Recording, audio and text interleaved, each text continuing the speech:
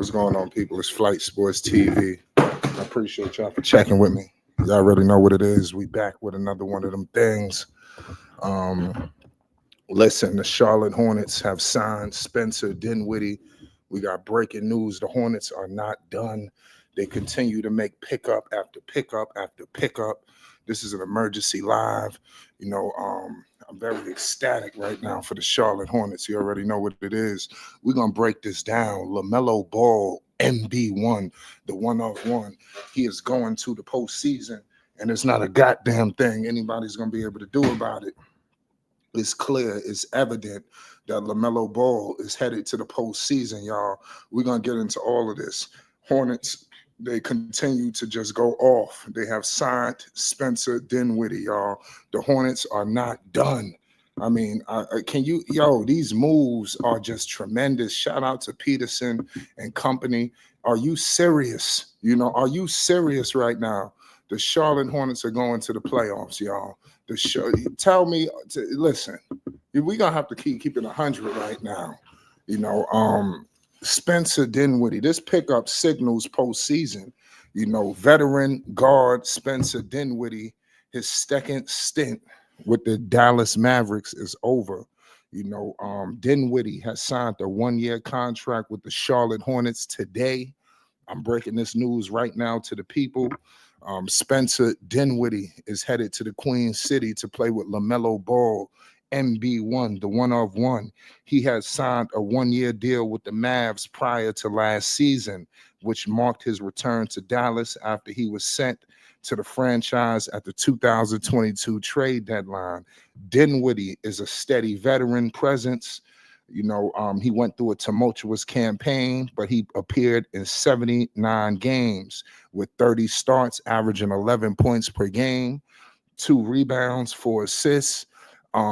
This bench that's being assembled right now for the Charlotte Hornets is postseason worthy.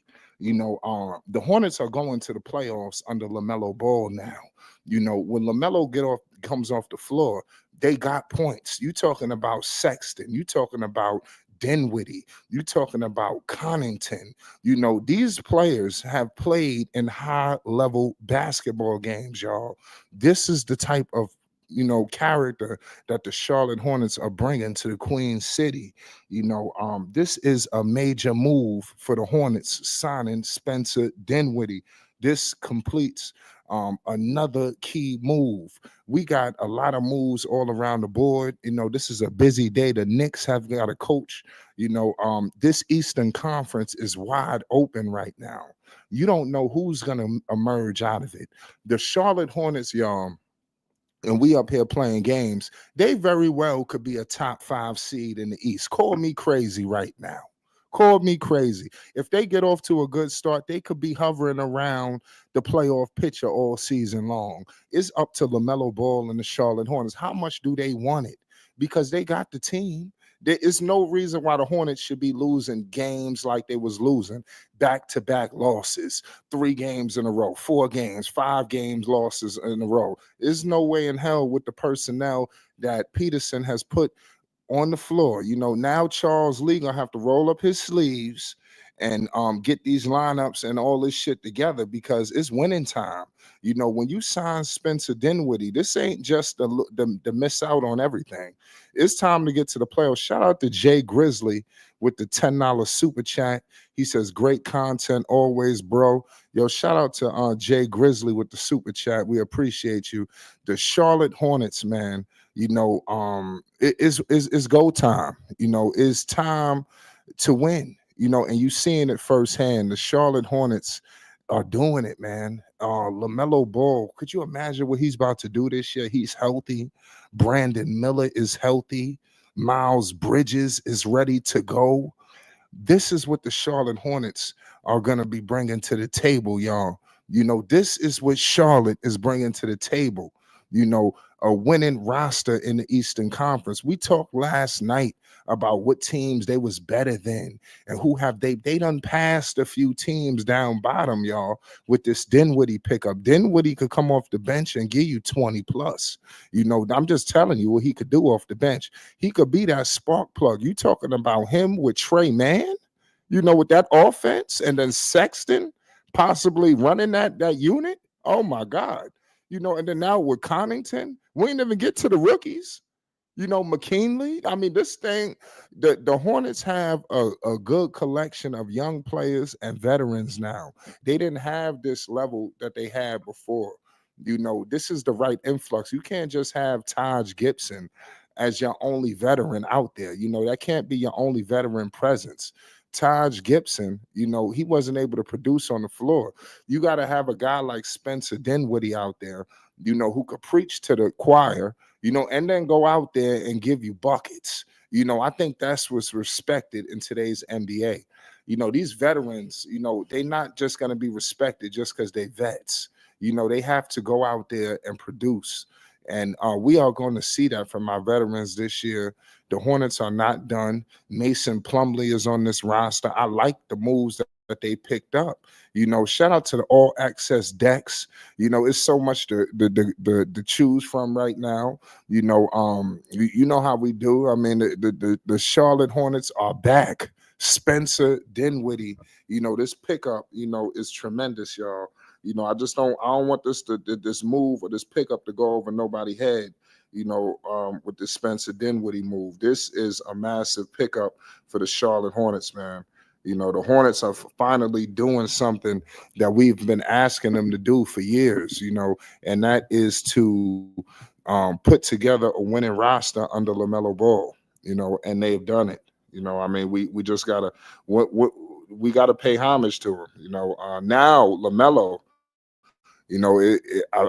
we just gotta call it how we see it. There will be pressure on LaMelo Ball this season. Just like we sitting up here saying there's going to be pressure on Charles Lee, there's going to be pressure on all of these other people.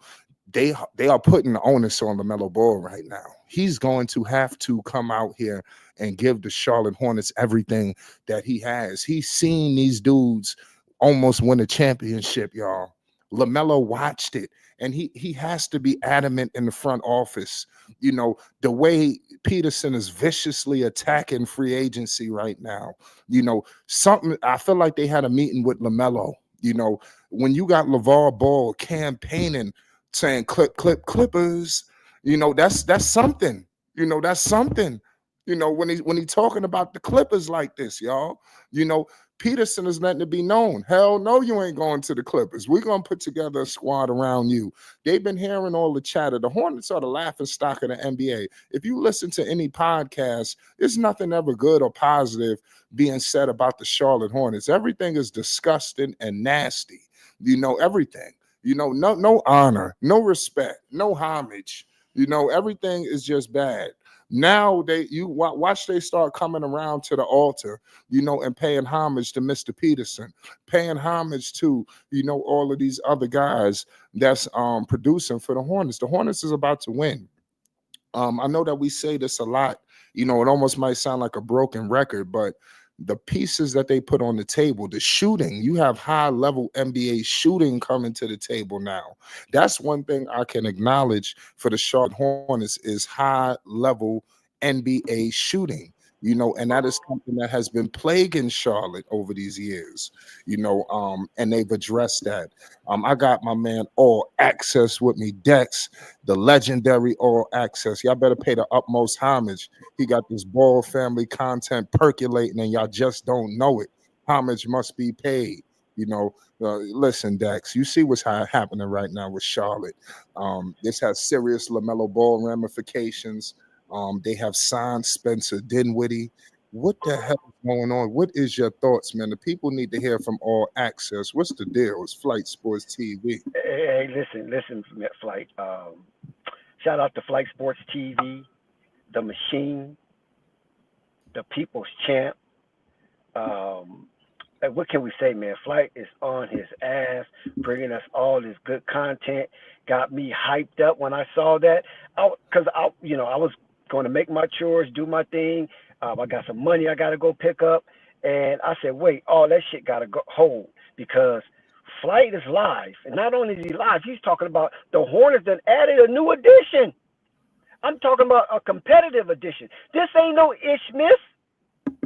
This ain't no It who's still was dealing with a hip flexor, Isaiah Thomas at the time. This is not anybody that's going to come into the locker room and try to bring some community value and all that other crazy bullshit. Listen, I don't care if the locker room is in total chaos and it will be more explosive than the moon if it blew up. If the Charlotte Hornets are competitive and are winning, who cares about a bum locker room? Listen, we want the Charlotte Hornets to be competitive.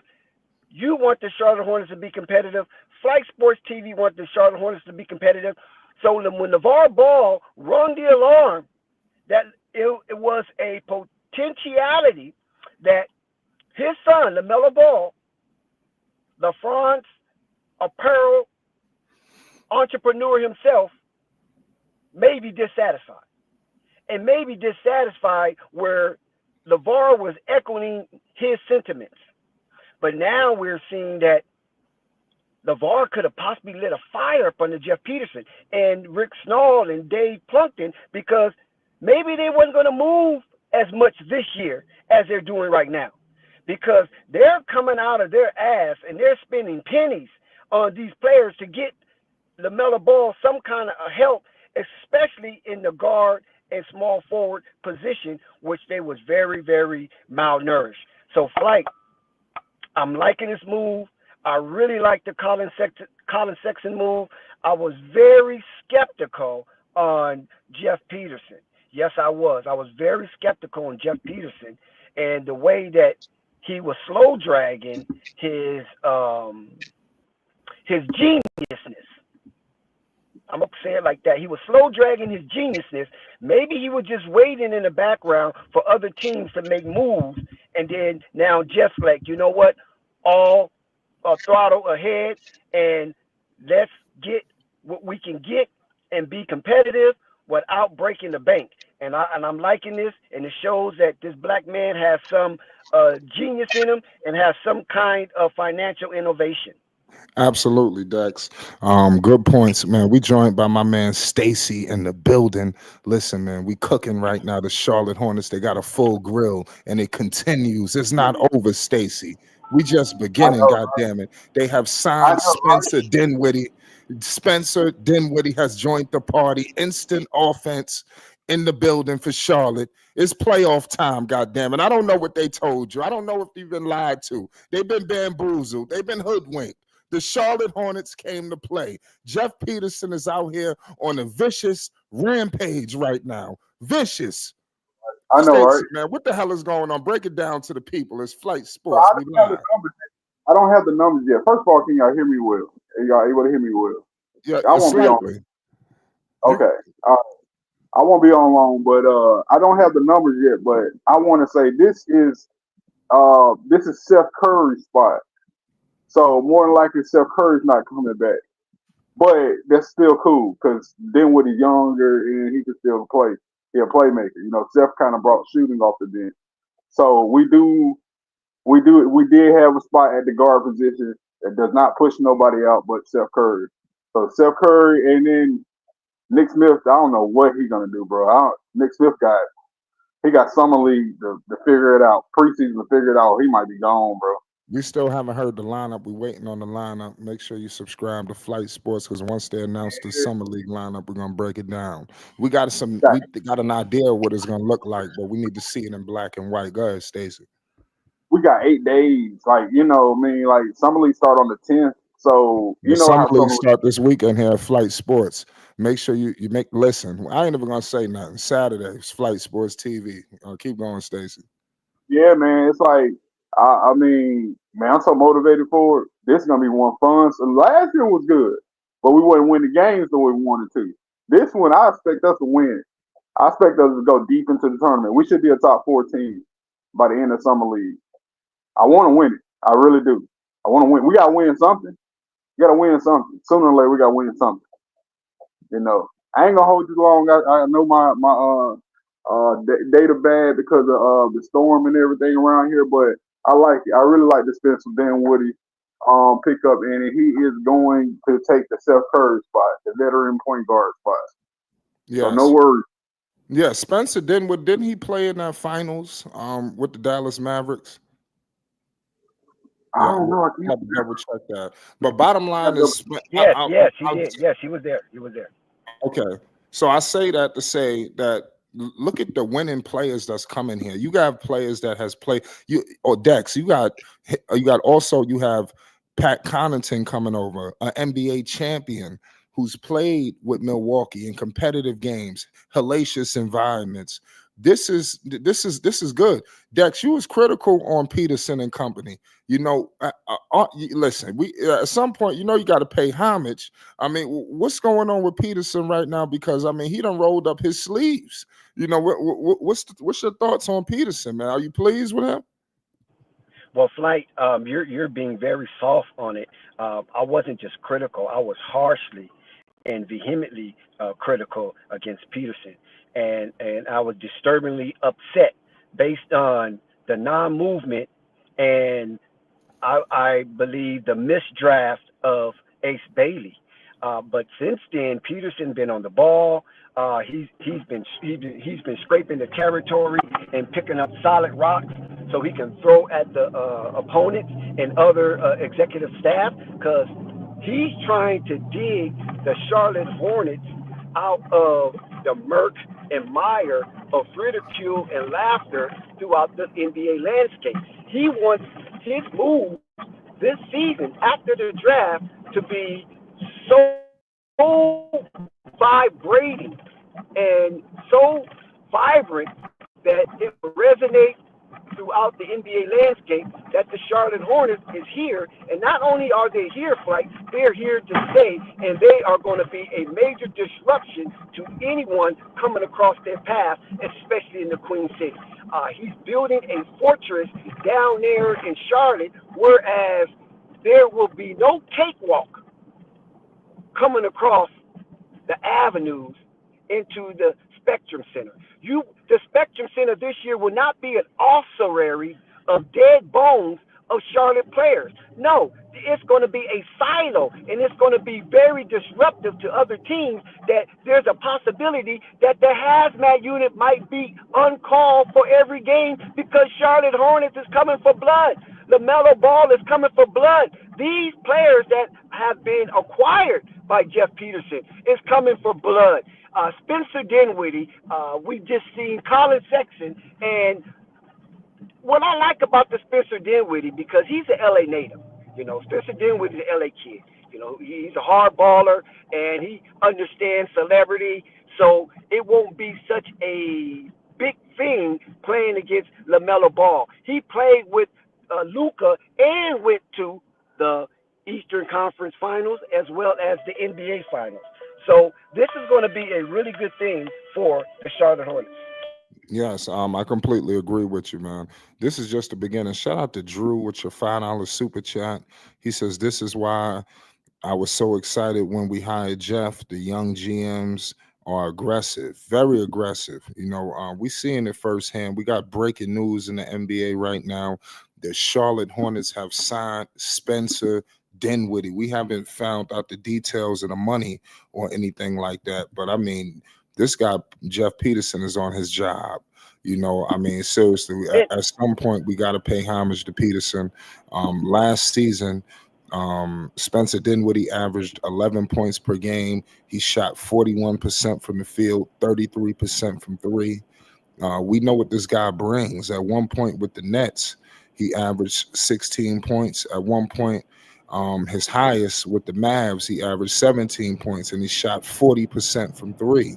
So this is the kind of player, that possibly could be on his way here to Charlotte. So I'm very excited, for what he could And bring.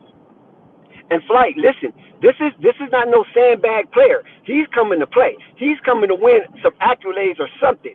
Or else he wouldn't be coming to Charlotte. You know what I'm saying? Because he always been floating around competitive teams, Spencer Dinwiddie. Even when he was on the Brooklyn Nets, they was competitive because they did make the playoffs the year that he was there with the Brooklyn Nets. So Spencer Dinwiddie is not coming to Charlotte just to lay down and get some rest. No, he's coming to Charlotte to participate, and hopefully he can win some kind of solo accolade. This guy is no shrimp. He's 6'5". And he's imposing with the ball in his hand, but he's not really one of those defensive threats or nothing to that nature. So even though Charlotte desperately need a two or wings that are aggressively on defense, nonetheless, Flight, this guy is a very, very good acquisition, and he's an uptick in production from the Charlotte Hornets roster, Flight. Yeah, man, I'm with you. Shout out to Drew with your $2 super chat again. He says Jeff is showing that Mitch wasn't trying. That's a good point there. I mean, Mitch and them with their cachet around the league, they should have been able to do a little bit more, but for whatever reason, it didn't happen like that. But listen, the Hornets are doing it now. It's time to give LaMelo a competent roster in the NBA so he can get to the postseason. He could lead the Charlotte Hornets to the promised land, y'all. There's no more messing around. The Hornets, they've been the laughing stock for too long. Now it's time for some winning to get on the table, and you're going to see it firsthand from Charlotte. Spencer Dinwiddie, y'all, is headed to the Charlotte Hornets to come off the bench. And he's got a crew with him coming off the bench. It's not just Spencer. I mean, they continue to add, and something tells me that they're not done. I still think they could use another pickup. What if they go get DeAndre Ayton? What if they make a trade? See, that's another thing. We keep talking about Nick Smith, and it clearly is a jam going on up here, at these guards. All these guards ain't playing.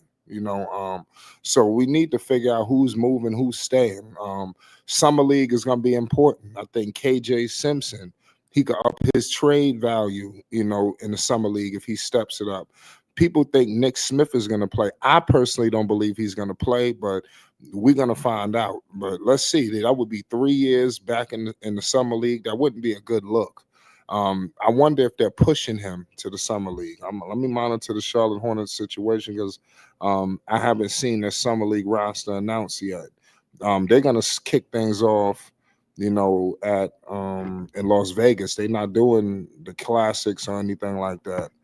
So I'm still waiting to hear, the roster. So I still haven't seen. They still haven't announced it. I'm looking right now as we speak. I don't see the roster announced just yet. So we're gonna find out what's the state of guys like Nick Smith, because I think a trade could possibly be on the horizon because they need a center, and they got things that they can move around and make it work. Seth is still on here. Isn't Seth Curry is still on the roster? I mean, like I said, everybody's not gonna be able to play. I think they should keep Seth. I think he may be able to fit with this winning, situation. I wonder if they'll keep him, because his father's in the situation and all that.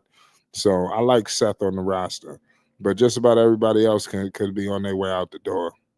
So Dex, do you think a trade could possibly be on the horizon for the Charlotte Hornets, because of all of the guards that they have here? Do you think Nick Smith, KJ, they might be on their way out the door? Yeah, Flight. Listen, they're not through. I know these are young players, but if you're starting to see what Jeff Peterson is all about, he's kind of taking this fun young core and saying, you know what? I don't know if we can just wait on you because LaMelo is itching. They still have Miles. He's probably itching because Miles is a Michael Jordan favorite. Michael Jordan is still in the building, despite the dilapidated moves that they did under his regime. And I think Jeff is looking for some more valuable leadership in the locker room, and he need more adults. Because, like I said, the Charlotte Hornets, they're tired of being a laughing stock because people are picking on LaMelo. They're calling him a non-winning player.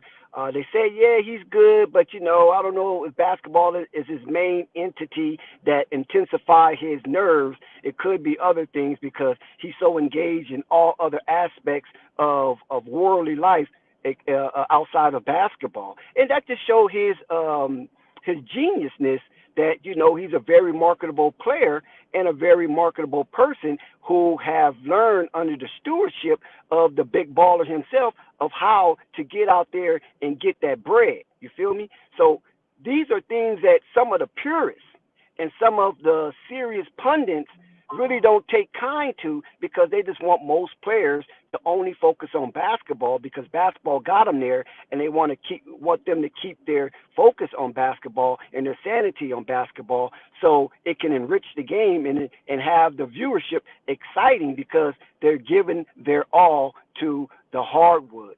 And when you see Jeff Peterson fight, which I'm very impressed that he's not just trying to surround LaMelo with a G Leaguers or up and comings and things of that nature and using LaMelo as a puppet just to sell tickets. I think the Charlotte Hornets fans have got tired of that. They seen that kind of trope, and now they want LaMelo to be in a competitive situation, and it's an urgency, especially since the East is wide open with all of the injuries to some of the mainstays of certain teams, and they see on the other aisle that Anthony Edwards is kicking ass. Yes, he got eliminated, but throughout the season, Anthony Edwards was kicking ass, and Anthony Edwards also eliminated LeBron James and Luka in the same uniform in the same series. So that got LaMelo fans and the Charlotte Hornets fans in an uproar, almost to an apoplectic rage, that they want Charlotte to be up there in the conversation with the Detroits, with the Orlandos, with the Hawks, and all of the other mid-major teams that have a possibility of replicating what Indiana Pacers did with their roster flight. Good points there, man. man. Shout out to everybody in the chat, man. Shout out to everybody in the chat, man. If you feel a little gifty, man, go ahead and spread some love to Flight Sports TV, man, because we out here digging, dude. We out here digging hard, and we're going to keep on digging until we get that content that you really, really love. And we just want to show that you appreciate our work and our efforts in getting you to the journey of not only the Ball family, but other teams and other players on site. Yes, a lot of exciting times. Summer League kicking off this weekend. Dylan Harper is out. He won't be out. They said it's a groin injury. I don't believe he even has a groin injury. I think that he's going through San Antonio shit. But we'll get into that another day. He's gonna play in Vegas.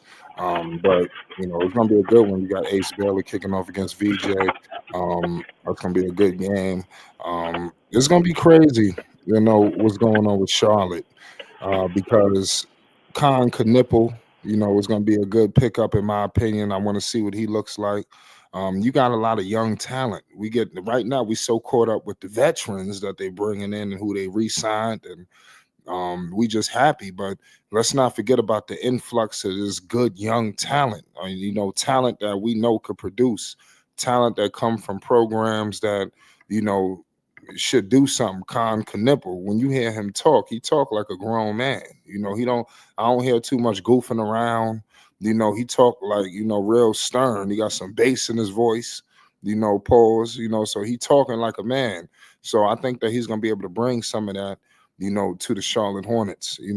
Last night we was talking about Hornets DNA. That's the stuff that Peterson likes to talk about, and let's hope that's not a slogan. I think that this team, fits Hornets DNA and what they're trying to, establish, with this roster. Now it's up to the coaching staff to figure this out. It's time. They have to get to the play-in at the very least. Anything less than a play-in with this roster is uncivilized. It's time to get LaMelo Ball back on the trajectory that he was on. LaMelo should already have made into the playoffs, been to the second round. He should have been there already. So now he has to, I think this is going to be the year where he finally makes the playoffs. They got too many veterans on here who have been to the playoffs, who know how to win, who know how to be in tough situations.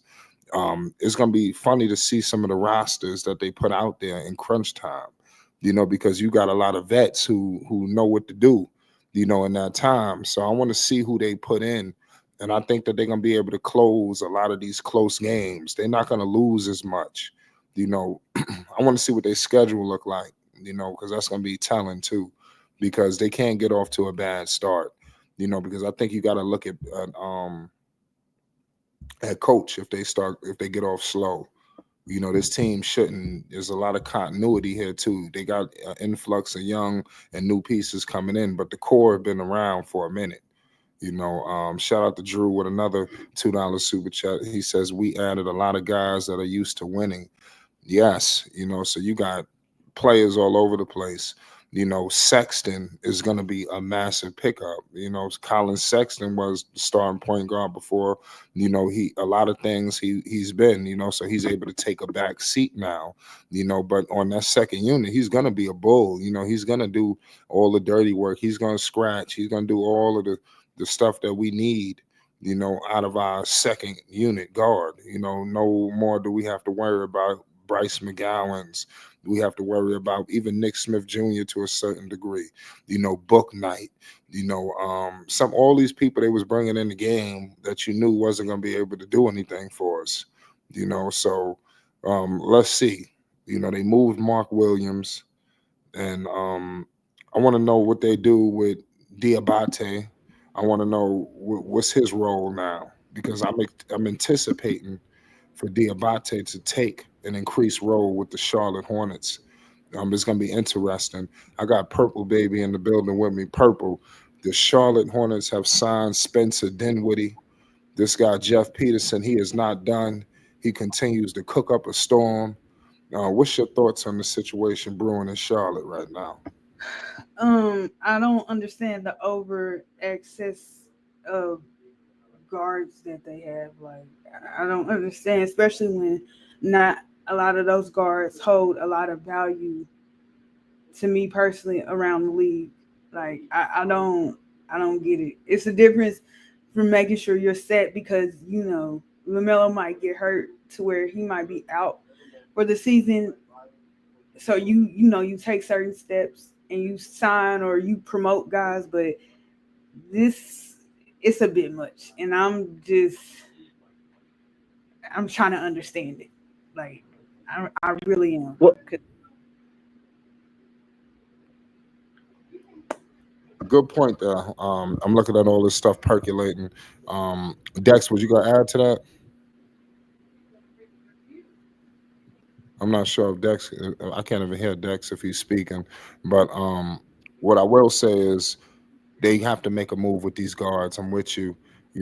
Like you said, it's an influx of guard play. They're gonna do the right thing, and I think a move is coming. If you see right now with the way Peterson is cooking, I truly believe that he is going to be able to put something on the table. can you Via hear me now? trade. He's Yeah, got. I What you can say? hear.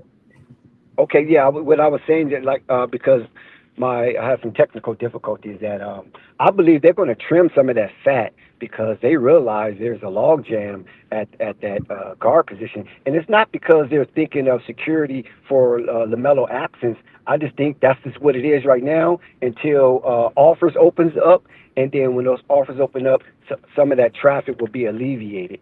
I don't believe that they're gonna, stay pat with all those guards, especially after getting Colin Sexton and a universal guard and Spencer Dinwiddie, because Spencer Dinwiddie probably can play three positions, right?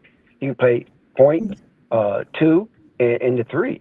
So you got somebody that's very flexible on the roster and can be utilized as a semi utility player. And Spencer Dinwiddie got a lot of experience in the playoffs, so he will not be shaken at no point when the goings get rough. So I like that. And like I said, I just think there will be some movement going on. I think Jeff seems like he's pissed. I mean, come on, look what he's doing. It seems like he is angry that the executives of the NBA has been laughing at the Charlotte Hornets and what they have been somewhat lackluster in, picking out talent. And Jeff is trying to prove that it's not about me picking out talent. It's about me surrounding the talent that I want in my organization to move forward. And Jeff is making a believer out of me, and I just hope Charles Lee don't fuck this up. You know what I'm saying? I hope he don't allow his ego to get involved with the players' hubris, because these players that he's getting, these players do have attitudes. They're very combative, but they're very coachable at the same time. Yeah, you're right about that. I think this is gonna be good. Somebody says they may move on from Grant. We're gonna see. I mean, Li- Grant Williams, he was around. They might have a spot for him. He was watching Yeah, that's Connor what I was about Nipple. to say too. But my What, problem is too. We obviously know they need another center. It's no if ands and buts about it. And I seen people like where you said Spencer can play the three. That's still a problem because you still got Grant that can do four or five, 4 or 3. I don't know if they are going to move him up, but that would be terrible if they did. It's still no matter who you move up or move down, you still have an issue. And let's shout out to them for re-signing Trey Man. But you also like Josh Green. I don't know what the cap hit would be if they can't find a suitor, which I think they should have did that first. It's found if their intention was to trade Josh Green from the beginning, I don't understand why you couldn't find a suitor for Josh Green first, because we obviously know it's gonna be a cap hit if they buy him out. And I forgot how many years in total he got left on his you know, on his deal. Even though I believe the new ownership group is willing to eat that, still is, especially with missing a center and stuff like that, and arguably better depth at the 4 than what you have now. I think that's still a major issue. yeah, good point. Yeah, because yeah, very good point. But that's Captain Obvious though. What Jeff is doing, he's making moves that is stunning. Everybody knows the Charlotte Hornet needs a center. I mean, you know what I'm saying? I mean, everybody knows that. So that's Captain Obvious. And I think Jeff is working around that, and he will soon address that soon as whoever he feels that he wants in that organization become available, then he's going to go grab them, and he's going to use those youth that everybody wants when you're trying to rebuild and tank. All you want is a bunch of young cats, right? Exciting young cats, and the Charlotte Hornets have them to give away. So I don't think Jeff is going to be like the previous regime, for having sentimental value on their picks because they picked them. You know what I'm saying? And that has been a downfall for the Charlotte Hornets. They have too much sentimental value on their picks, and you know, I don't think Jeff is that. He gonna get whoever's available. Yeah, good point though. It's gonna be interesting to see what happens with the Charlotte Hornets this year. Um, Purple. Yesterday we was having a crazy conversation about who they may be better than and who this with this Dinwiddie pickup. Are they play-in worthy in your opinion? Because they are to me. And yeah, but as I told what's the name yesterday when I came on the stream kind of late, I think with Dame not being there no more, that Milwaukee falls all the way out, probably to the play in. Philadelphia is going to be in the play in because I have not much faith in what's the name, the guard over there, Maxi. Elevating that team or having the gravity that Embiid has for that team. Only way they get out is if Embiid plays at least 65 games, which I don't see that. So I think instead of being in the play in, it's a better possibility that they actually secure a top 6 seed, to me personally, because I think, you know, what I just said with Milwaukee and Philly, especially. And Chicago is not going to be a threat. Toronto got a bevy of forwards and stuff like that that don't go together. So I don't have any faith in Toronto at all. So in Chicago, we don't know what they doing. They just there being an NBA franchise, and living off the Jordan, years and stuff like that. So you ain't got to worry about them. Yeah.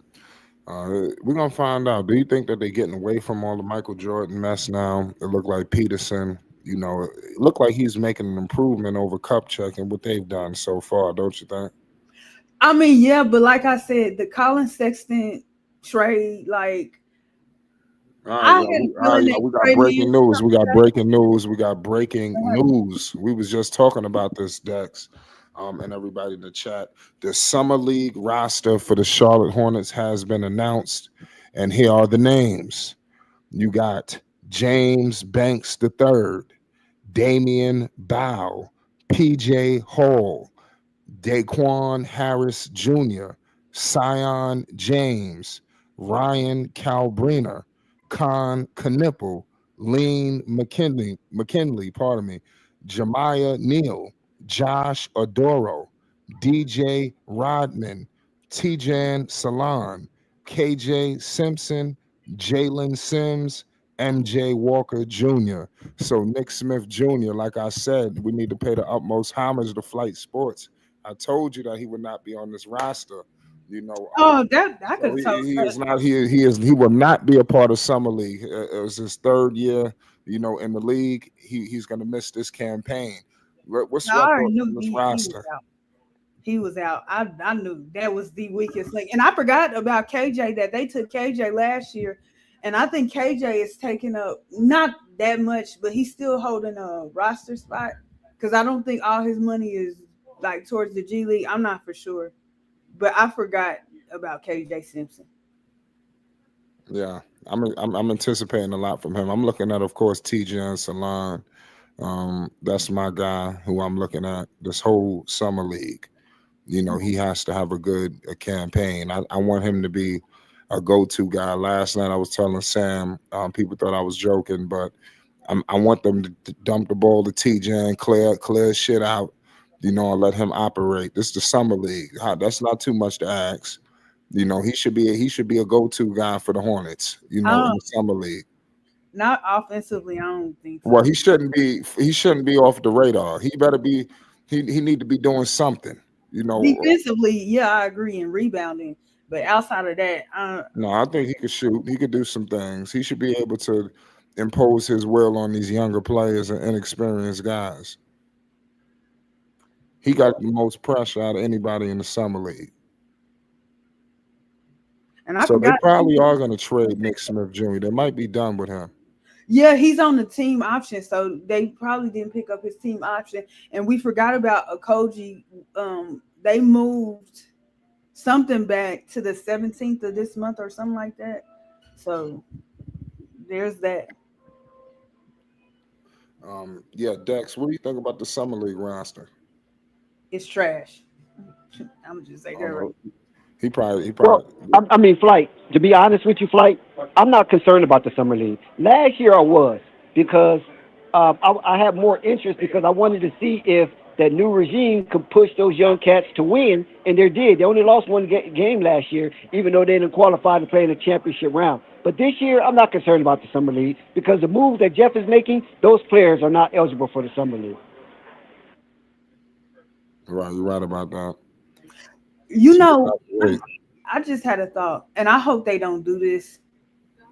But what if they brought what's the name, Dinwiddie in, like for training camp purposes, but they cut him before the season start with Okoji. Like they re-signed but they cut both of them along with Nick Smith. Unless they cut KJ. Because I heard in total they got 18 players. You know what?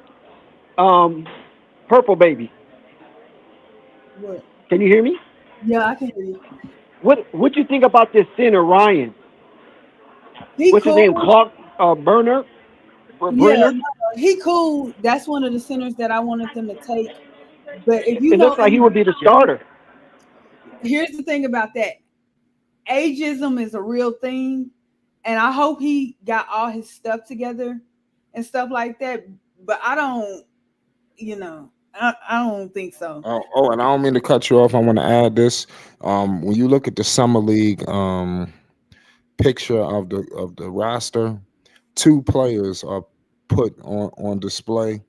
You have KJ Simpson and TJ Salon. I just noticed this. So So these two Liam, players are highlighted in the imagery.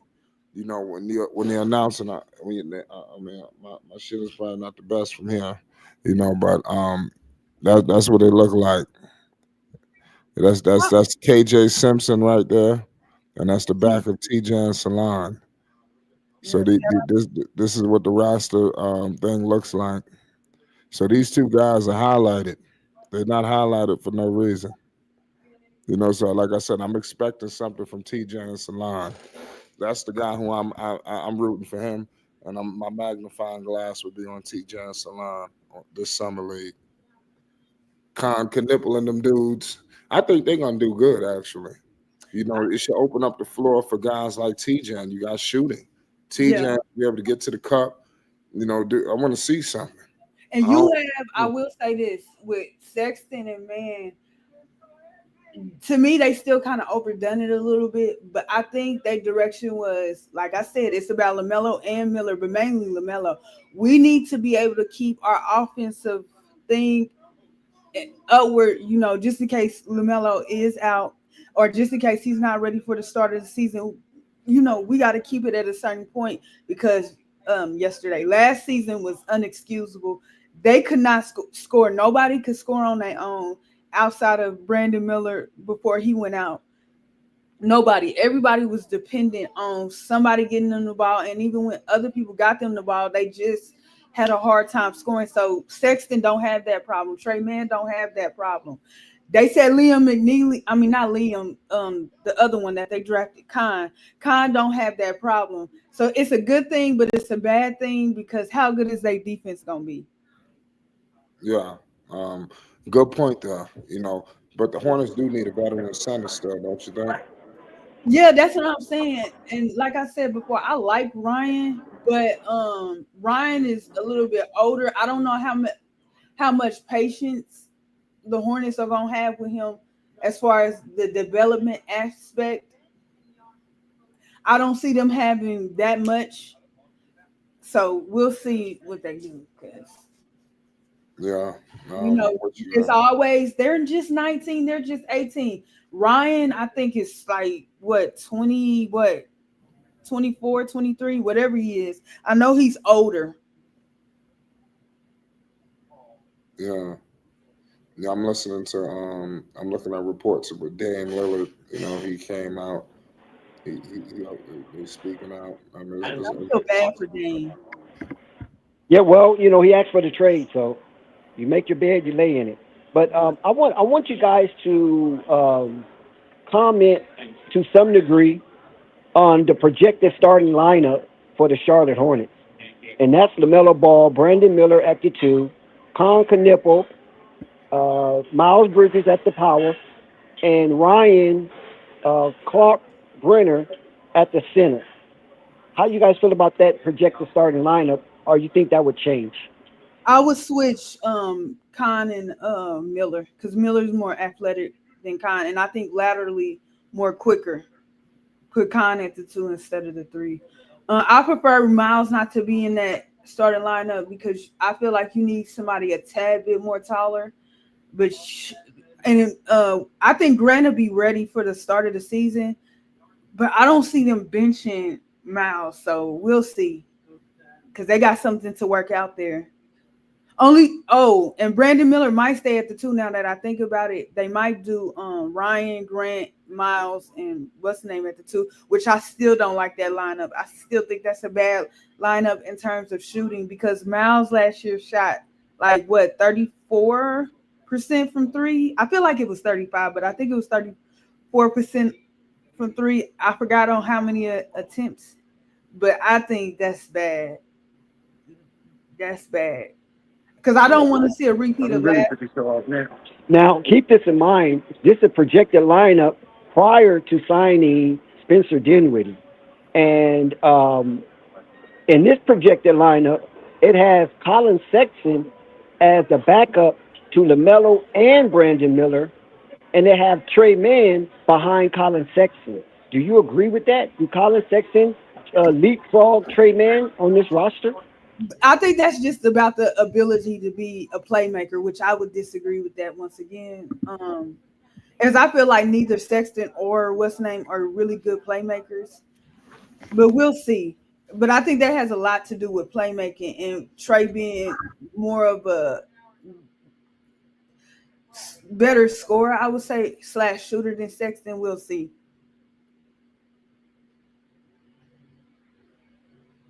Yeah, good point, Purple. You know, the Charlotte Hornets, man, they're gonna do some big things this year. You know, point blank period. I think it's evident from the moves that's just been made. It's Uh, evident. like Stacy said, he need the link. I'm about to drive it. Okay. It's to clarify, who said that? Thunder. I didn't say he wasn't gonna be uncomfortable at the three. I don't believe Con Knipple has the athleticism, laterally and stuff like that to keep up with most threes, which is why I was gonna put him at the two and leave and put Brandon or Miles, whoever you want to put back at the three. I think both Miles especially is more athletic than the both of them, but I think they're better suited to be at the three than Con. Yeah, that's a good point there, man. The Charlotte Hornets, the moves that they've made, I'm just very excited about. I think these are all of the moves that we always wanted. I don't think we thought it was possible, but clearly, you seeing it. At some point we thought the Charlotte Hornets had no assets or no ability to improve, but it is showing us that people fell asleep at the wheel.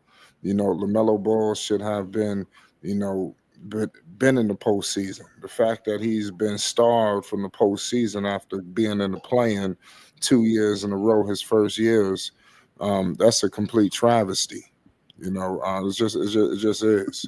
It's devastating. It's disgusting. And it's get back time. For LaMelo and the Charlotte Hornets, it's winning time. What's the deal, Stacy? Yeah, so I'm stepping back in on the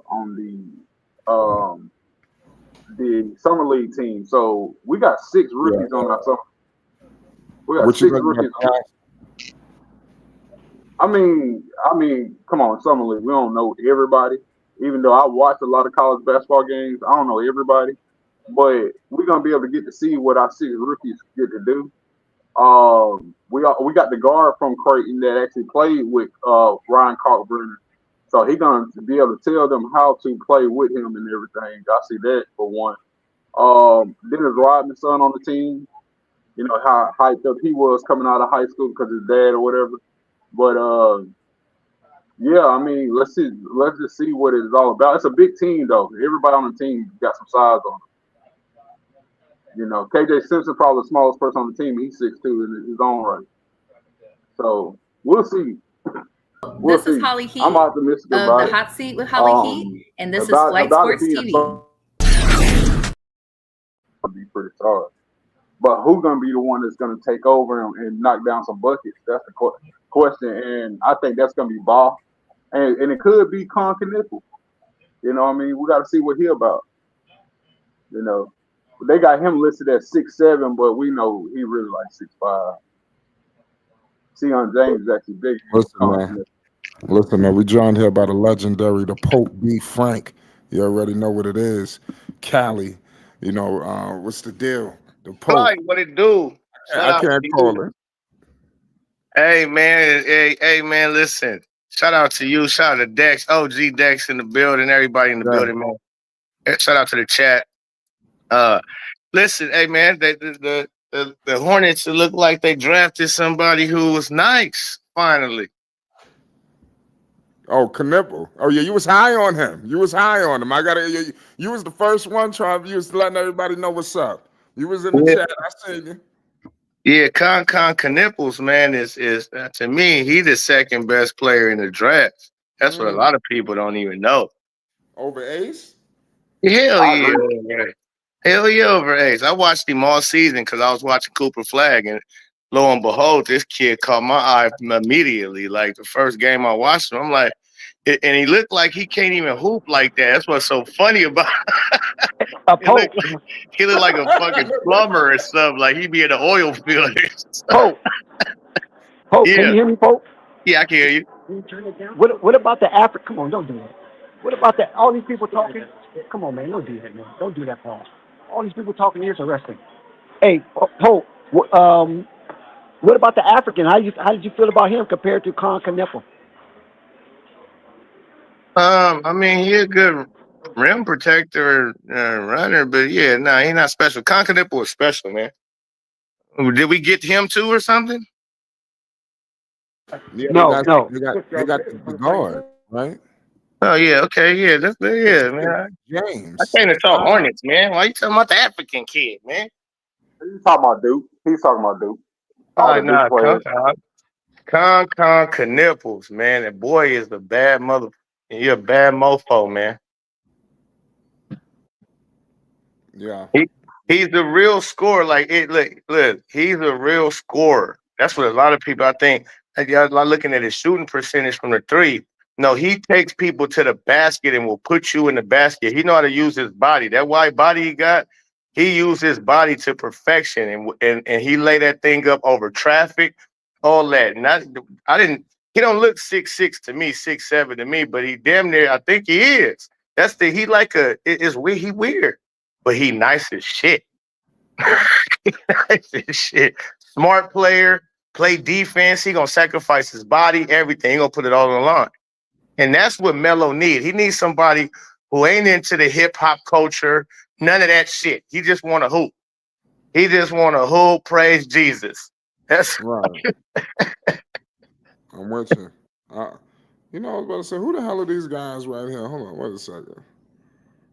Who the hell is this? Can you see that? I wouldn't know, Flight. Man, who the hell are these names? Who the hell are these people? Oh, that's Purple Baby in the building. Shut up, Purple Baby. I forgot you'd be having the rub racks. Ooh, let me see if I can find. These some fun. The Charlotte Hornets has some shitty players on this roster. That was Ish Smith, Frank Ntilikina, and there's two other people. I forgot their names. But it's showing you where they was. Theo Maladon. Yeah, I knew. I was like, who the hell was? You remember that dude, Dex? Theo Maladon. I totally forgot about these bums. That's what I'm saying. Those people, we forgot their names. Edwin Summers. I was like, who the hell are these people? So, Pope, do you think they can secure a top 6 seed with the people being hurt and everything like that? Oh no, I wouldn't go that far. Listen, I don't. Brandon Miller, I still don't know about him. Still, jury is still out to me on him. I know he been having some good numbers. I don't know. Melo, jury's still out on his health. So that's the biggest key factor in the whole team is him. So and his health. So if he could stay on the floor or not. So I don't know. I know Con Knipple gonna do work. I know that. I know Con Knipple, no matter what Melo doing, Con Knipple don't need Melo to get him no bucket. He gonna go get his bucket. He's a He's a go-getter basket type of player. He took more shots damn near than Cooper Flag. Like he was their main vocal point when it came to scoring. Cooper, he did everything. He assisted to everybody. He rim run. He gonna do everything. Coop was your ultimate all arounder. That's why he's #1 pick. But Con Knipple, if the Duke needed a bucket, he gonna go get you a bucket every time. You could count on him. He gonna do it by driving to the basket. He shoots smart threes too. He don't just jack shots up. Like he gonna play within the shits, and then he gonna take what he gonna make the defense like playing. So if you look at that white boy and look at him like he look like he should be representing me in a courtroom or something. Okay, he gonna take you to court. Yeah, I'm with you there. We're gonna find out how good he is. I know that he's gonna be a better pickup than T-Jan. This draft and all free agency long is looking like the Charlotte Hornets are bringing in win now guys, people who are gonna produce today. So that's the most intriguing thing I'm looking at with Charlotte. Con Knipple, you high on him. I like the other kid they got, McKinley. I was looking at some of his highlights. He's another shooter. You got Pat Connaughton coming in, Spencer Dinwiddie, Colin Sexton. This is a good influx of talent. Throw Mason Plumlee in there too. Fuck it. I mean, it's looking like they got a good collection of veterans and young pieces. I think this is a good collection to scratch the surface of at least the play in. What do you think about the play in? I don't think they should be above that with everybody. Well, remember they wasn't a play in 2 years. LaMelo's first 2 years. People forget about those first 2 years. We only talk about the last couple of years. Do you don't think they can get back on track to where they was, in his first 2 years if he's healthy? I think, like I said, to me, with the other teams being hurt like they are, or like with Philly arguably missing their best player, with Milwaukee taking a step back, and I think I was gonna say the Pelicans, Lord Jesus, the Pacers, they should still be able to keep pace, but I think they can get in the top 6. I don't care. Just like I think Atlanta can too. So I mean, I hold division deep. I mean, the best team in probably the East right now, besides like that's healthy, is the first thing is the Knicks. Then you got the Pistons. yeah, about the And Pistons. then the Magic problem. They probably got the best player in our whole division. Um, he about that. Paolo Becerra like that. Like he's happening. Like I mean, to have somebody who can drive the way he drives the inside with the post game and all that junk, Paolo Becerra is a problem. And then we had problems against the Magic. Magic blew us out every time we played the Magic last season. We will be in every game with everybody else, cover every spread, but the Magic tore us apart. Like, and they in our division. Then you got the Heat down there. They got to figure it out, but we can beat them though. Yeah, we can beat the Heat. They're gonna be trash. Yeah, and Atlanta really ain't scaring me too much either. Even though they've been making a lot of good moves themselves, but come on now, like they have really nothing that can stop LaMelo. They can try to put Dyson on him, but Dyson can't really stop LaMelo. Right. If Brandon LaMelo going, you can't stop that. Our issue is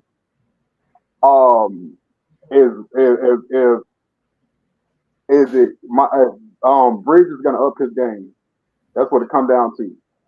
But do If you Bridges, need to do that? huh? Do you need Bridges to up his game? Yeah, Healthy yeah, Miller, LaMelo. I yeah, don't yeah. know. This is what it is. This is what it is. We couldn't score at the basket last year. We couldn't score the easy buckets. We couldn't drive last year. And then Bridges is only shooting 45% at the basket. That's not good. You want your power forward to be at 50 or above, which is like, you know what I'm saying? That you know what that means? Like somebody can't drive.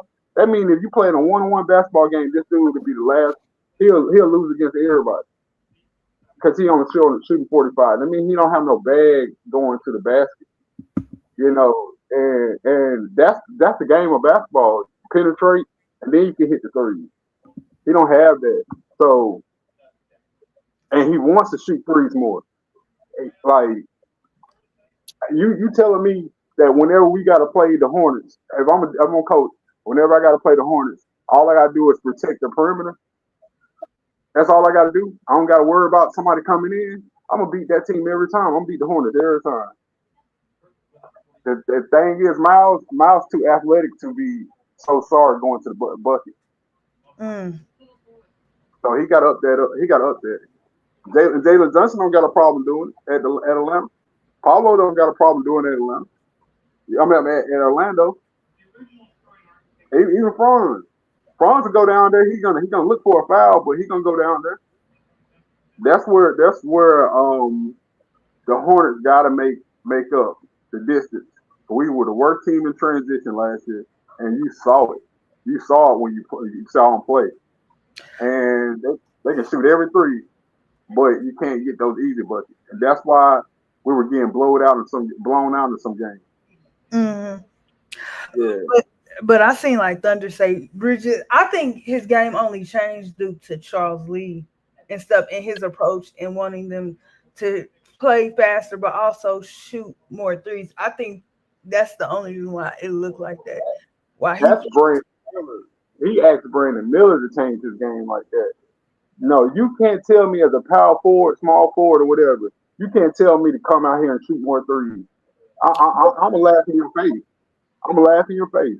You're like, no, coach. I'm gonna do what I do, and I'm gonna make the shots when I do take them. Don't get it wrong. Now he did take a lot of shots on the drive. He drove 12 times a game, but you not making them. 45% on the drive.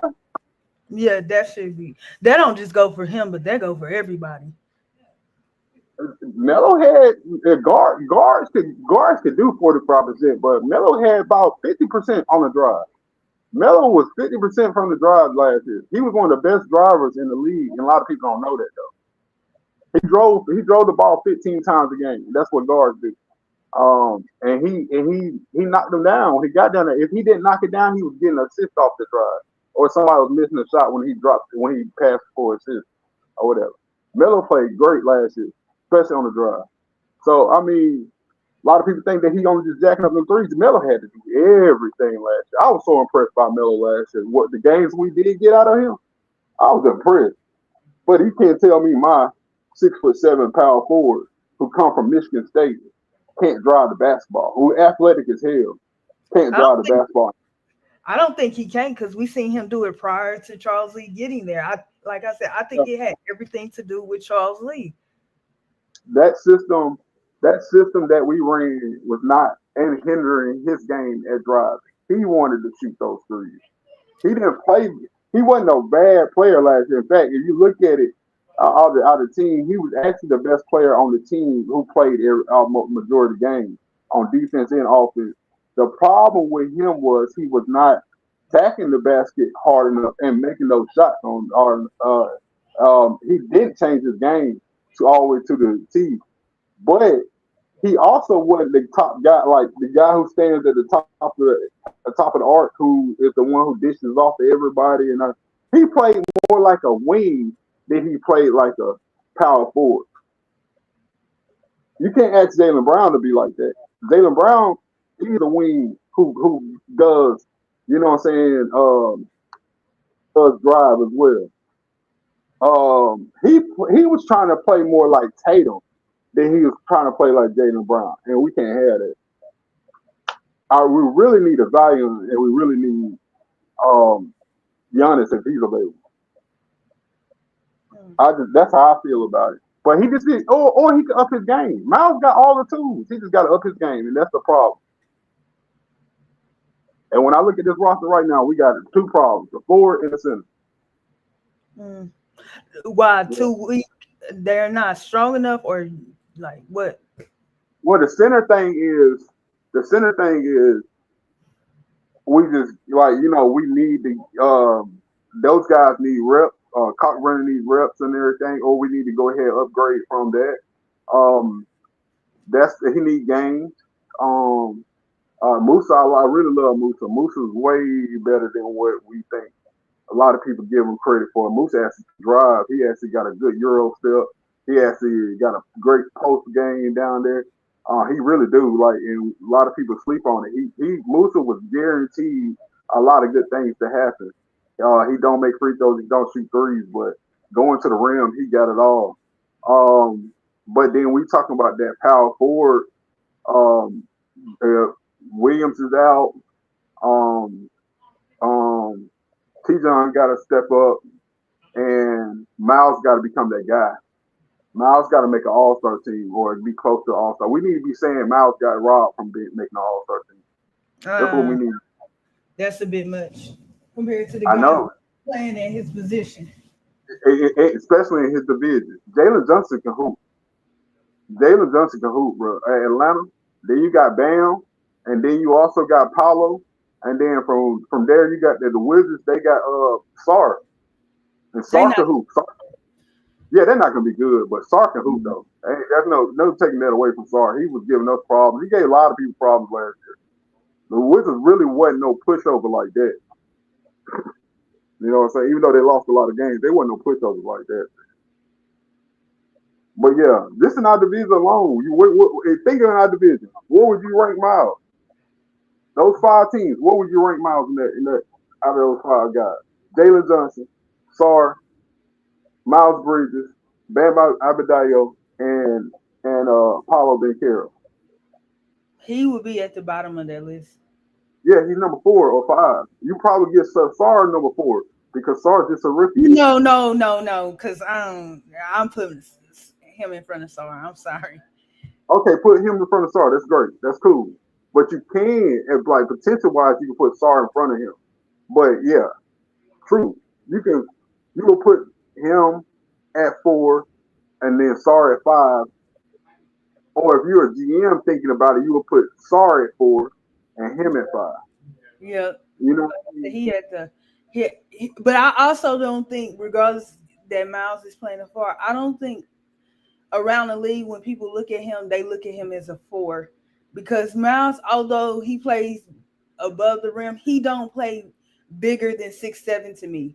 He plays at size at 6'7", and that's a problem, because when you look at how tall is Julius Randle, like 6'7", 6'9".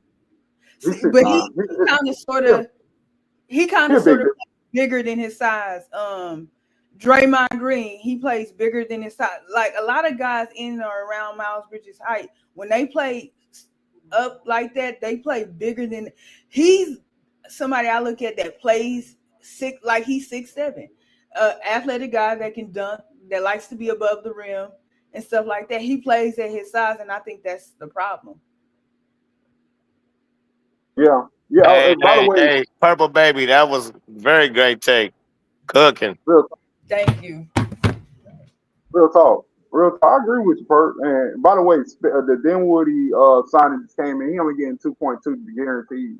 Him and Mason are making the same amount of money guaranteed. Jeff Peterson out here cooking right now. He on fire, bro. They just got Dinwiddie for 2.2 guaranteed, bro. So it's probably at the same amount, at 3.6 million or whatever altogether. Same thing that Mason got. But yeah, man. Yeah, you just got Spencer Dinwiddie. Spencer Dinwiddie averaged 14 and 6 as a starter last year when went down. When Kyrie went down last year. When he started those 30 games, he averaged 14 and 6. That's a good steal, bro. That's a good pickup. That's a good pickup for that amount. But yeah, you go ahead and go back when you think about Miles Bridges. Oh, I said everything I had. I mean, I think it's just beating a dead horse at this point. Yeah. We're gonna have to. It's just gonna let time do his thing. We gotta let time figure it out. But I just know this: these guys are the guys that are gonna more than likely get moved if it's like you know what I'm saying. I think Nick Smith Jr. is on the trade block. I think Josh is on the trade. Josh is on the trade block. And also Miles, if there's a superstar trade to give, he'll be a good on the trade block too. Yeah. We were talking about this last night. That for myself and Sam and Flight, we was talking about how every player on this roster is a tradable asset financially. If you're looking at the table, everybody could be traded. There's nobody making more that's gonna like hold up a trade to the point where you even got to get a third team involved just to trade somebody. Nobody's making money but LaMelo. Yeah. You know what I mean? He making 38 million this year. Then Miles making 25, and it decreases down to 22 next year. Colin Sexton making 18, 19 million, whatever, and it's he a free agent at the end of the year. Josh Green making 13, Grant making 13. Brandon making 11, but he on a rookie deal, so that's still a steal. T-John making 7. Like, nobody's getting paid right now. Pat Connaughton making 9. Cody making 8. This is a GM's dream, right? In today's NBA, this is a GM's dream to have a cap table like this. Yeah, that's a fact. I just wish I knew what. I don't even know what kind of center they like. I think that's the trade deadline thing, but still, only person I can think of off the top is Capella. I heard he went back to Houston, but I don't know.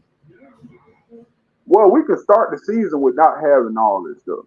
You know what I mean? We could start the season. We can depend on LaMelo at the beginning of the season. We depend on Brandon and Miles at the beginning of the season. As soon as stuff starts to go haywire in New Orleans, we need to be the first ones calling down there. As soon as Jaylen Brown starts saying, look, I want out of Boston. I ain't going to put all this pressure on me. We're going to call up. We need to be calling up there. If Giannis not liking what's going on in Milwaukee, which we heard that he didn't like the Dame trade.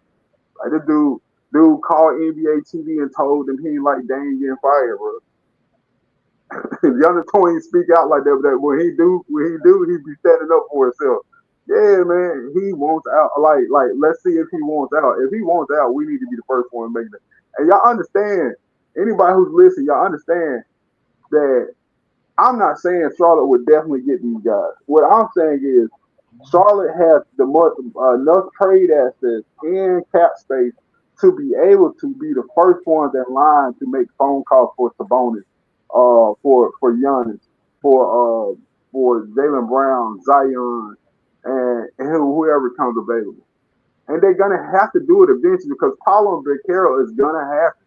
He's only 22 years old. It's gonna happen. The Paulo Beccaro might have a couple finals in him, NBA finals in him by the end of his career. Y'all see how good he's getting, and he's in our division, our rival team. SAR's in our division. You know, Jalen Johnson got hurt last year, but they getting better in Atlanta. We need to have a lot of that going on in our front court, and we need to be the first ones on the phone call with any of those guys who comes available like that. Those rim runners. Portland's Would not you gonna be package bad. up Brandon Miller, Hell no. Miles Bridges, Nope. and Trey Mann and a bunch of picks to get Giannis? Nope. Nope. Nope. Nope. Nope. Nope. For a couple of for Giannis, Hey, you nope. said nope so many times. I think you trying to convince yourself. Real like I love Giannis. Giannis Giannis is my guy. That's my guy, bro. Giannis is my guy, dog. Yeah, but no. 30 years old, that body is not gonna be able to handle what he does. And I didn't think that he was gonna play as long as he did. You know what I'm saying? And what changed his trajectory about how long he could play is a couple of years ago he started to develop that post game where he don't get the ball right off the rim and just run straight down the court like he used to. That used to be his whole game. Run, you know what I'm saying? Nothing you can do to stop it. And it's not gonna last like too long like that. But when the moment he started developing his post game, he's staying a couple of years on his career. But when we sit here talking about Brandon Miller, we don't know how good Brandon Miller can be. Like he really got that. He gives himself that Paul George conversation, but he really can get up to being a Kobe.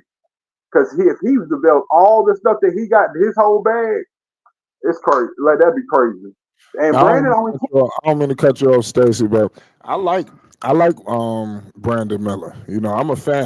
You know, I think that this dude is better than advertised. And we're gonna see it firsthand. I think he could be one of those guys. He want to be.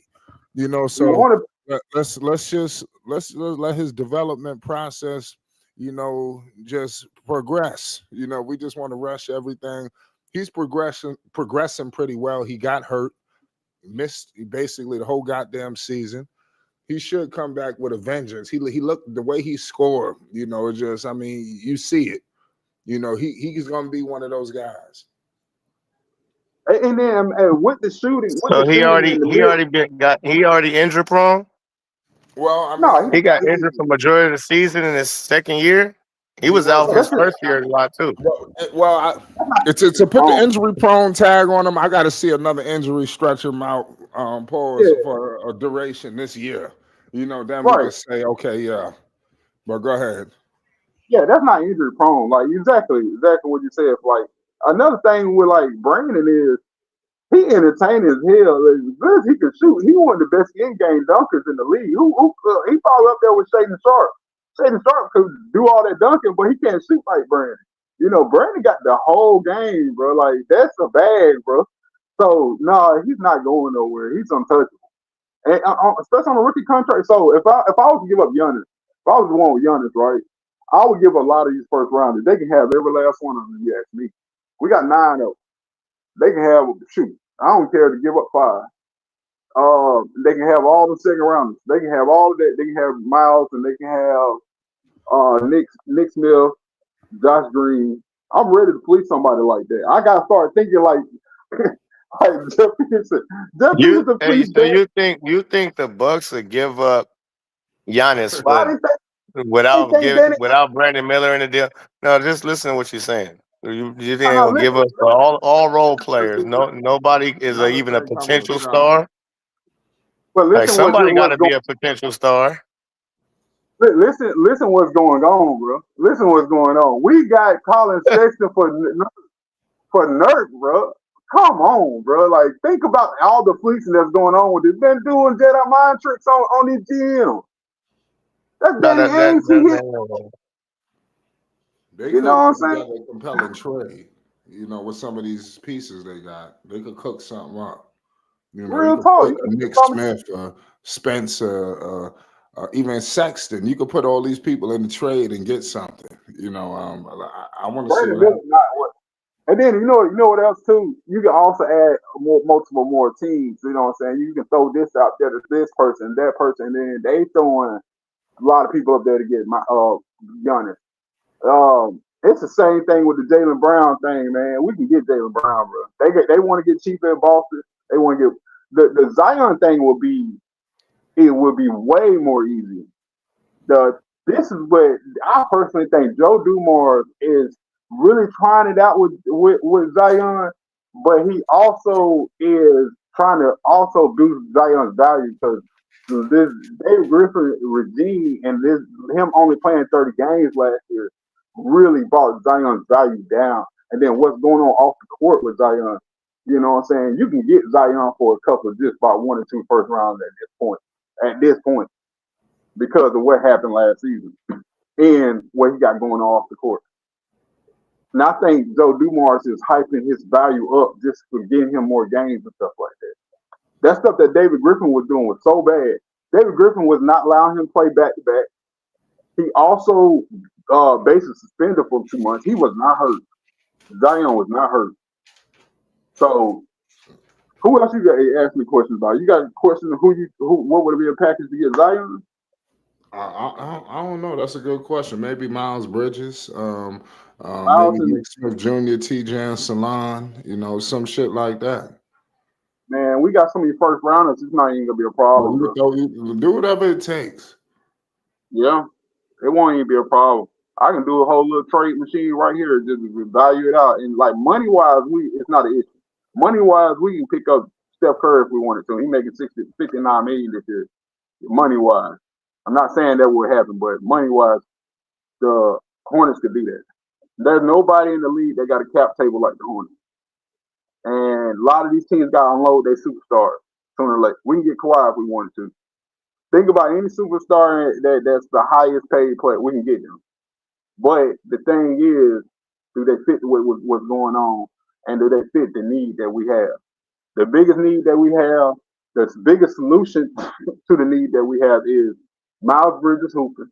Miles Bridges basically becoming a demon at that rim. And also T.J. Salon becoming what we think he can become, what his potential says that he can become. So that's the answer to that. Otherwise, trade for him. If these guys don't work out, trade for them. Right. Pope, where you see LaMelo Ball, you know, factoring in, you know, in the young stars and everything like that? I think LaMelo Ball gonna be the greatest player of this generation. Hey, Stacy. Hey, bro. He said Pope, bro. He said Pope. Let somebody else talk for a minute, man. My bad. My bad. Hey, you say that one more time. I said that. Where do you see LaMelo Ball now? He's been in the league a couple of years now. Where does he fit in the young stars in the league? I mean, in your opinion, honestly. Outside looking in, man. He on the outside looking in. He too injury prone. He injury prone now. Oh, he outside looking in, man. Can he even finish the season? So you don't have him on the level with them other guys? No, can't. Availability, best ability is never available. He can't be on the level of guys that's available. His skill set is all there, but you can't. I can't put no stock into nothing he doing till he do it. He got to stay on the floor, man. Yeah, Tyrese Halliburton, all them dudes, they done took off. He was the rookie of the year in that class. You know, that class is definitely emerging. Tyrese almost won a goddamn championship. And then, you know, you see what happened with Edwards. He just knocking at the door. You know, how does LaMelo? It seemed like Peterson, they're going in the right direction, you know, with some of these moves. The East is kind of weakened. That's what everybody is telling us. You don't think the Hornets could surprise some people, maybe squeak into the first round? See what happens. Get a favorable matchup.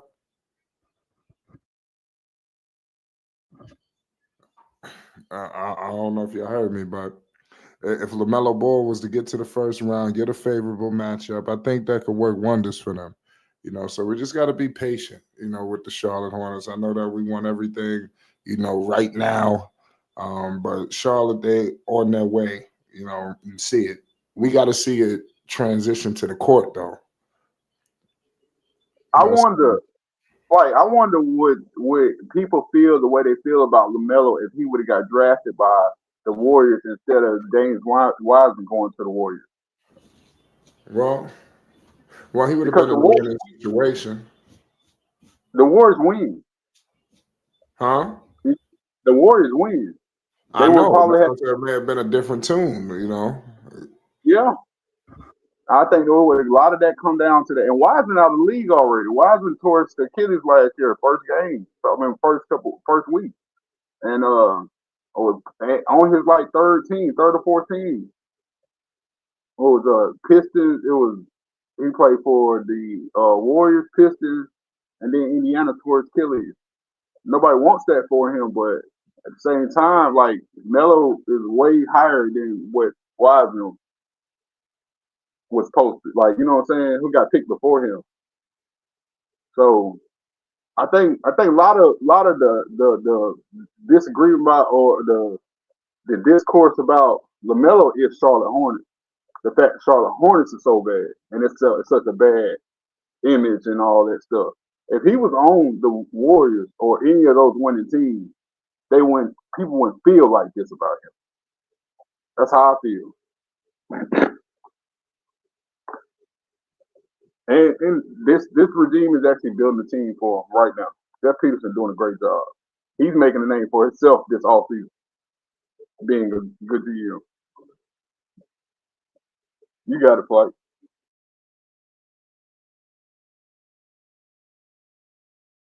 What if they get to the playoffs? Can he get into that executive of the year talk? Woo. Yes. Yeah. When we talk about executive of the year talk, yeah.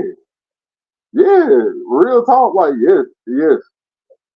If the Hornets, if Charles Lee, Melo Ball, and any of these rookies do anything, let's say a rookie year, or first team all rookie, and Brandon and LaMelo is all-star, and Charles Lee is, then we get a most improved player of the year, something like that.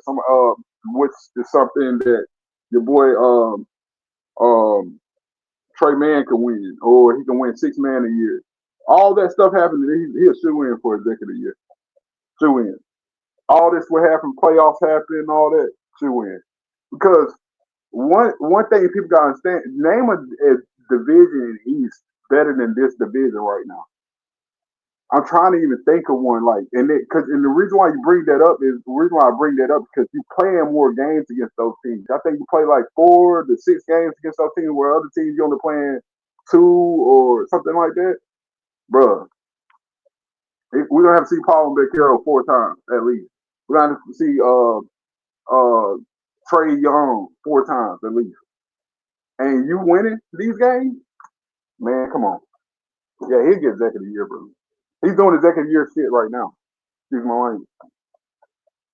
When you get Spencer Dinwiddie for that much, when you get first rounders for people that you don't even want, Mark Williams, they gave up 2 first rounders for him. You got a player that was ranked at number 19, and you get him at 29, stuff like that, man. Come on. Yeah. He gets executive year. He is in the executive year debate. I didn't even think about that. I didn't even think about that. Yeah, I definitely think it's All-Star time for Melo this year. I think he returns to the All-Star game because that hurt him too. You know, the team. LaMelo should have made the All-Star game. I think they made a joke out of it because they was talking about how he had the most votes and this, that, and the third. But he should have been on the team. He got hurt because the Hornets, you know, were so bad. They just couldn't let him take the team. But it is what it is. But now with this roster, it shouldn't be at the bottom. So it should help him at least get to the All-Star team along with the play-in, possibly the playoffs. You know what? It robbed him of not making the All-Star, but it robbed them. They robbed themselves because I ain't watched it. I ain't watched the All-Star weekend. I'm pretty sure a lot of people boycotted. There's a lot of young people, a whole generation of people that want to see Melo be the guy. There's kids, you know what I'm saying, that really love everything there is about Melo, and they would have watched All Star Weekend. They ain't really feeling these guys they keep on throwing at us. They're not feeling that this older generation like that, and they wrong for not let him make the team, and he getting all the votes. You know what I'm saying? They ain't do that. They ain't do that shit. Yeah, when China basically boosted up the ballots a couple years back when we was growing up. Remember when y'all won and he had blew out Shaq and everybody, Allen Iverson and all that stuff because China had put like like so many votes out there. They ain't do that to y'all. But why do it to Melo since he getting the most votes and everything? So I mean, yeah, the NBA want to be like that. They gonna lose their viewership. They already get $16.99 out of me every month for the NBA League Pass, and I get NBA League Pass, but I don't get WNBA League Pass. I got to pay for it too. I should be able to get both.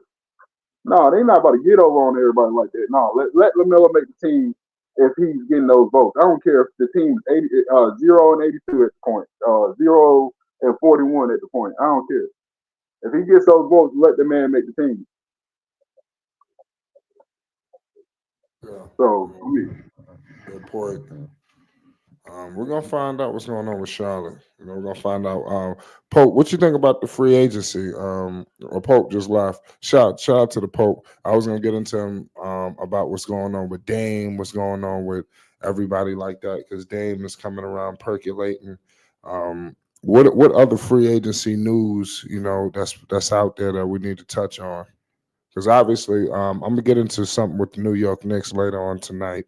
So make sure y'all stay tuned with the Knicks. Stacy, what other free agency news that's catching your eye right now? man, it seems like right now the only people that's active right now is Charlotte. Charlotte the only one doing everything. So it seems like it's dying down right now. I haven't heard anything else. I wouldn't even expect me to hear stuff from Charlotte today, but I ain't heard anything else. I think Charlotte's really having the best. Okay, Dante Exum going back to Dallas. Yeah, ain't nothing else happening, bro. Yeah. Pretty much dead right now. Some of the What teams you are think about the starting to come Knicks out. getting Mike Brown? Knicks got who? I was sorry. I'm gonna talk about this later though. I know people want to hear about it. Oh, Mike Brown. So yeah, I wanted to talk to you about that. So you had a couple months ago when he got fired, you posted it. I was so shocked that they fired him. They actually fired him for winning. So about the Knicks fans should be optimistic about that. They should feel good about that because Mike Brown was the coach of the year at the Kings the year before he got fired, and he had turned the Kings around. So I don't know how good he is to win the championship. I don't know if he can turn the team around like he did because the Knicks really don't need to be turned around. They just need to keep on winning and get to the final. But they should be optimistic that the Knicks support base are going to win games this year. He is not a bad coach like that. He's not a bad coach. And he's going to score. The offense is going to get better. His whole staff is the offensive staff. He's the defensive guy. So he's going to score. Good point. Good point. Man, listen, the Charlotte Hornets, man, like I said, we was breaking down some breaking news. They have signed Spencer Dinwiddie. You already know what it is. Shout out Dom, 34. Salute the Thunder, everybody that's in the chat. Dinwiddie's coming to the Hornets, man. Playoff season is about to be approaching, so make sure y'all stay tuned because the Hornets are going to do big things now. They got summer league action coming up. That's a good start to see what this young talent is going to look like. So we're going to be keeping our eyes, ears, and antennas on the situation.